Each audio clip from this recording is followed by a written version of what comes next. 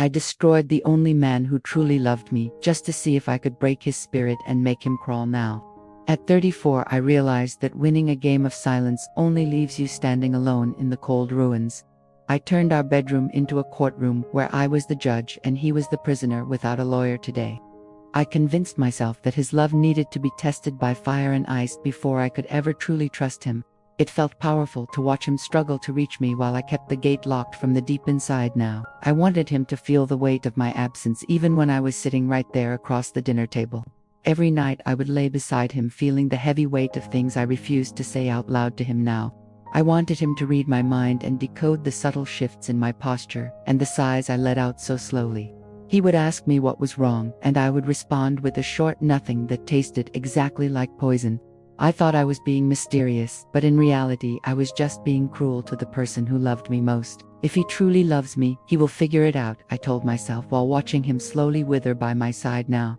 I pushed him away just to see if he would pull me back with the desperation I thought that I deserved now. But love is not a rubber band that you can stretch indefinitely without expecting it to finally snap off. He started coming home later, and the conversations that used to flow like wine became tiny drops of water. I noticed the change, but instead of softening, I became even harder, like a stone polished by resentment. I waited for the grand gesture, the moment where he would break down and beg for all of my hidden affection. I was addicted to the idea of being chased, but I never stopped to see if I was worth the long pursuit. Now, it is a dangerous game to play with a heart that is already tired of trying to solve a broken puzzle fast. I was waiting for him to fight for a version of me that I had already buried under thick layers of pride. The silence in our shared apartment became a third person living with us, stealing every bit of our oxygen. I watched him look at me across the dinner table, searching for a spark that I had intentionally dimmed.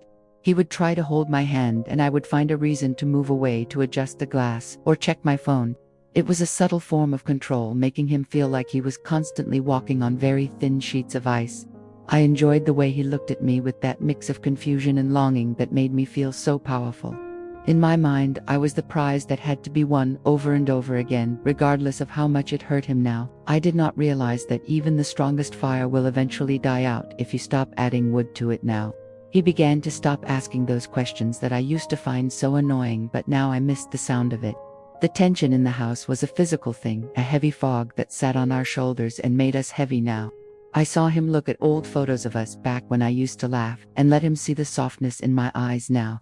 I wanted to go to him and tell him that I was still there, but my ego kept me glued to the velvet chair. I was waiting for him to reach his breaking point, thinking that would be the moment he truly proved it. Every missed call and every short text was a test that I designed specifically for him to fail today now.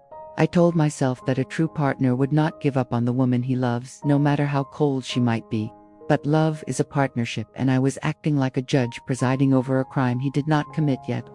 He stopped bringing me flowers because I always found a way to criticize the color or the way they felt. I was dismantling our foundation brick by brick and then wondering why the roof was starting to sag now.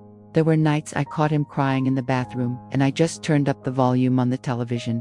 I felt a twinge of guilt, but I pushed it down deep under the cold certainty that I was worth the pain. I was training him to live without me, while simultaneously demanding that he worship the ground I walked. The day he stopped fighting was the day I realized I had finally won the struggle but lost the whole soul. He came home and did not even look at me. He just walked straight to the bedroom and started packing a bag.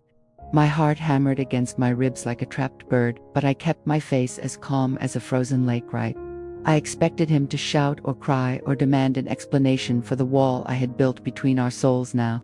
But there was only a terrifying quietness about him that made my skin crawl with a sudden realization now. He looked at me with eyes that were no longer searching for a reason to stay, but looking for the exit now. I wanted to scream at him to stop, to stay, to fight for the love I had been starving for many months today. My pride held my tongue captive like a cruel guard, refusing to let the truth escape my trembling lips now. I watched him fold his shirts, the ones I used to love seeing him wear on our Sunday morning walks, so much. Every movement he made was precise and final, as if he had already mourned the relationship in private now. I had spent years making him prove his worthiness while I neglected to show him any of my own values now. I realized that I was not the prize, I was the poison that had slowly paralyzed the man I once adored. The silence I had used as a weapon was now being used against me by a man who had nothing left to say. He zipped the suitcase and the sound echoed through the hollow rooms of the life we built together now. I waited for him to pause at the door to look back and give me one last chance to save us both today all.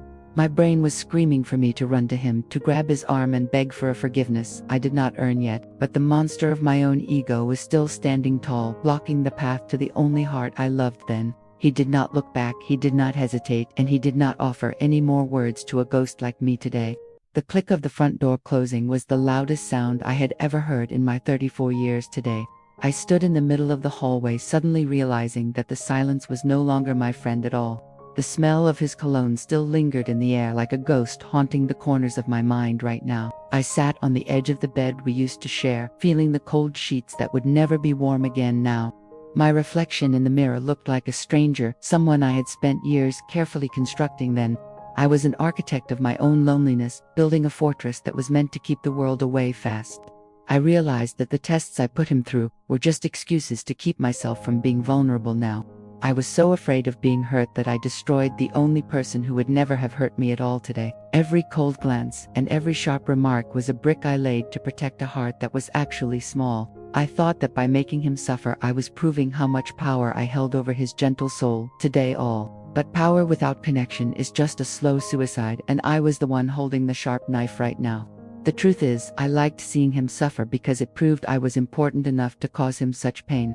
I checked my phone every 5 minutes, hoping for a text that would say he could not live without me now, but the screen remained dark, reflecting the emptiness that was now filling up my entire apartment fast. I had spent so much time waiting for him to fight that I forgot to show him what he was fighting for then. I was a trophy that tarnished itself on purpose just to see if he would still try to polish the rust now. The brutal truth hit me like a physical blow. I had never been the victim of this broken love story. I was the one who pulled the trigger on our future while expecting him to catch the blow for me fast. I looked at the gifts he gave me that I had dismissed as too cheap or too late or just not enough today. They were small tokens of a man trying to reach a woman who had already decided to stay far away now. I was addicted to the chase, but I had run so far that he could no longer see me through the trees today. My pride was a heavy cloak that kept me warm for a while, but now it was starting to choke my breath all.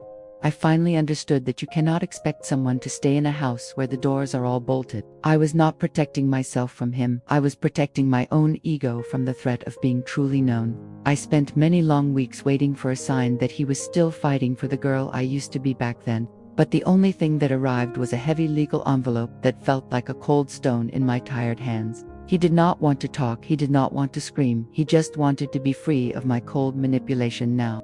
I went to our favorite park, hoping to find him sitting on the wooden bench where we first said I love you. I saw him there, but he was not alone. He was laughing with someone who looked so very light and happy now. She was not a prize to be won, she was a partner who seemed to actually enjoy the sound of his soft voice. The realization that I was easily replaceable was the most painful lesson I had ever learned, right here. I had built a grand throne of silence, and now I was the only person left to sit upon its cold surface. I tried to call him once, but the sound of his new voice told me clearly that he had finally found peace. He was not the one who failed the test, I was the one who failed to be a woman worth fighting for right now. I am 34, and I have realized that pride is a very poor substitute for a warm human embrace today. Every night I replay the moments I could have been kind and the words I should have said out loud to him. I am surrounded by the walls I built to keep him safe, and now they are my own dark prison for a lifetime. If you love someone, do not make them prove it through the burning fires of your own personal insecurity. Eventually, the person who truly loves you will realize that they deserve to be loved in return so soon. I am left with the echoes of my own choices and the heavy weight of a love that I let die in total vain. He did not stop fighting for me because he was weak. He stopped because I gave him no good reason to stay.